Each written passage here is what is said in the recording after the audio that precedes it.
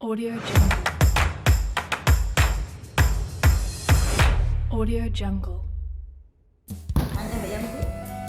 Bukan sebuah keanehan jika masjid menjadi pusat ekonomi. Itulah Masjid Agung Surabaya.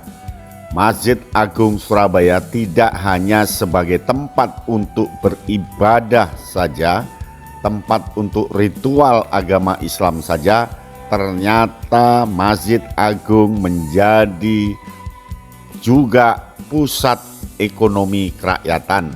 Betapa tidak, di sebelah selatan Masjid Agung selama Ramadan dibuka pasar malam, karnival budaya, dan di sana ada hiburan rakyat kecil, termasuk bagaimana keekonomian berjalan di sana. Banyak takjil, banyak makanan, banyak pakaian, murah-murah dijual di sana dengan kualitas bagus.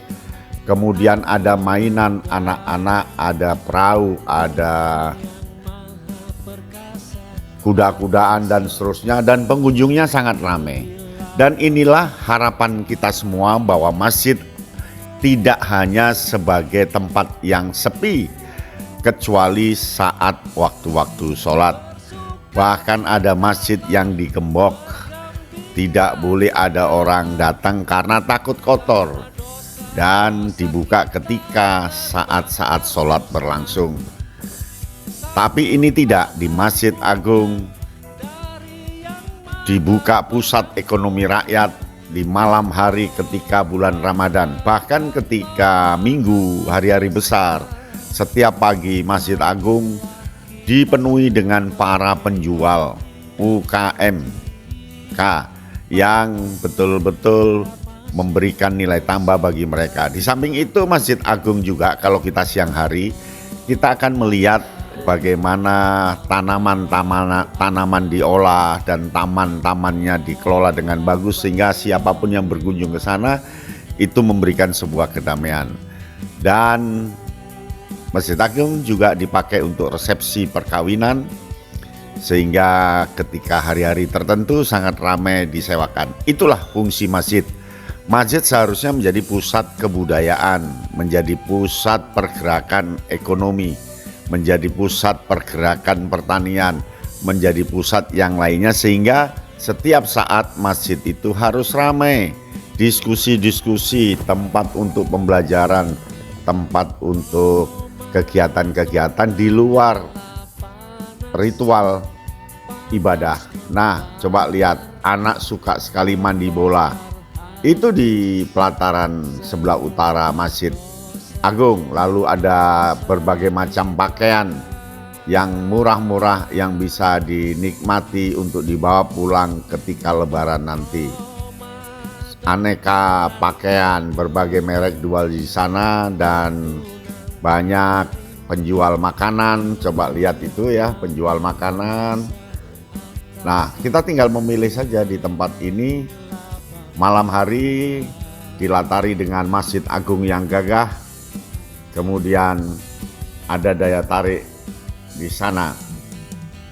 Lalu ada juga pentas musik sebagai penghibur, dan banyak orang berburu pakaian, berburu hijab, berburu pakaian gamis di Masjid Agung ini.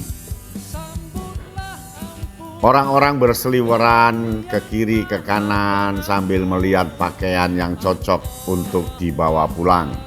Dan pakaiannya harganya betul-betul sangat murah dan sesuai dengan kocek kita, uang saku kita. Anak-anak kecil bisa bermain di mainan anak-anak, kemudian ada baju gamis, lalu ada makanan khas Surabaya di sana, serta yang lainnya. Inilah pusat ekonomi di Masjid Agung Surabaya.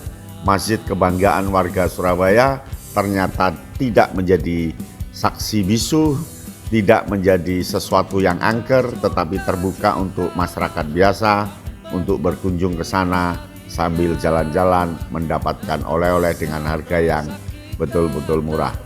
Sebaiknya memang Masjid Agung ke depan juga harus menjadi pusat-pusat yang lain. Apakah itu pusat kreativitas anak muda, pusat lukisan, pusat kerajinan tangan, pusat sastra, dan sebagainya yang memang sebagai penggerak kaum kebanyakan umat muslim yang terus tumbuh dan berkembang, yang difasilitasi oleh dinamika sebuah masjid yang bernama Masjid Agung Surabaya. Masjid Agung Surabaya ada di Surabaya bagian selatan. Dia ada di Gayung Sari, kemudian dekat dengan seberang tol. Di sana ada Masjid Agung yang gagah, tinggi, luas, dan bersih. Nah, itu hiburan malam, ya, anak-anak bermain gitar, menyanyi sambil mendengarkan. Yang jelas, tradisi pasar malam, tradisi karnaval, tradisi pasar seni, pasar Ramadan harus terus dikembangkan. Selamat kepada takmir Masjid Agung yang terus berdinamika, terus memberikan kekuatan bagi rakyat kebanyakan. Selamat menikmati. Audio Jungle.